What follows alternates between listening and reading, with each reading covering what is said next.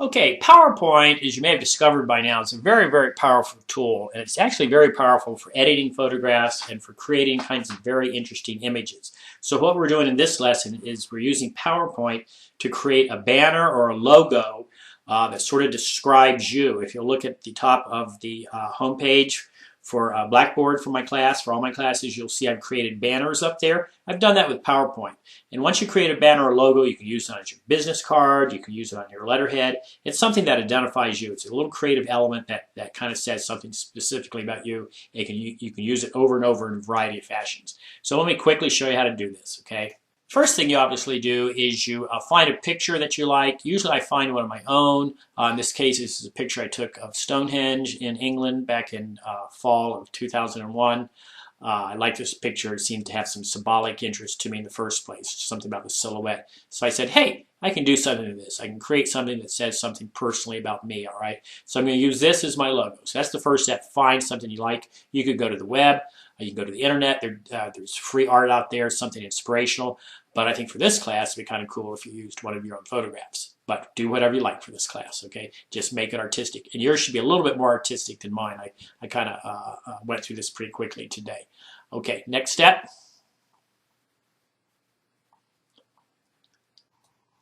Okay, now that you have your picture, the next thing you want to do is you want to put some text on it, some kind of message, something that identifies you. Looking at this picture, it seems to me that, every day is new. Think about how old this Stonehenge is. It's probably about 6,000 years old, if not older. And you look at this, wow, every day is a new day. The sun's up there. It looks like a new day. So that's the next step. And I've shown you here the ribbon bar up at the top of PowerPoint on the Home tab. To the far right, there's a text tool. You can get very creative. You can use all kinds of text. I did mine, I stayed simple, but you could do colors. You could do different fonts. There's a lot you could do. You could put more than one line of text on it. You could also put pictures on top of pictures, all right? So there's a lot you can do. This is just very simplified.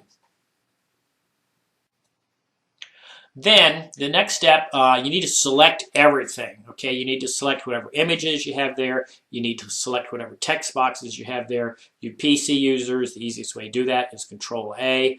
Macintosh users, you can mouse across the whole thing and select it. But whatever you need to select and get showing here, those little white dots around it, all of the images, all of the text that you're going to be working with. After that, what you do is you group it. It's all same process. Is after you got it all selected, right click on the images and a menu should come up and one of the words in it should say group, okay? If it doesn't come up like that, you just need to find the right place to right click and that'll come up and you cause it to group. Once it's grouped, it becomes kind of one unified image. And what this means is if you right click on it again, you can save it as a photograph. And sometimes you have to find, once again, you have to find the right spot to right click, but once you right click, you get this drop down menu again that this time says save as a picture. And what that's doing is that's saving everything as one unit as a JPEG file. And once it's a JPEG file, you can drop it into PowerPoint, you can drop it into a Word document to create letterhead, you could drop it into a Word document or an Illustrator document to create your business cards, you could put it on the web as your logo. There's lots and lots of different things you can do with this logo once you've created it. So I think that's it, pretty straightforward. Very quickly, summary, group your images, get them all grouped, Control-A should select everything. Once you've grouped them, once you've selected them all, you have to group them by right-clicking and telling it to group. That's a little extra step. You have to right-click, tell it to group.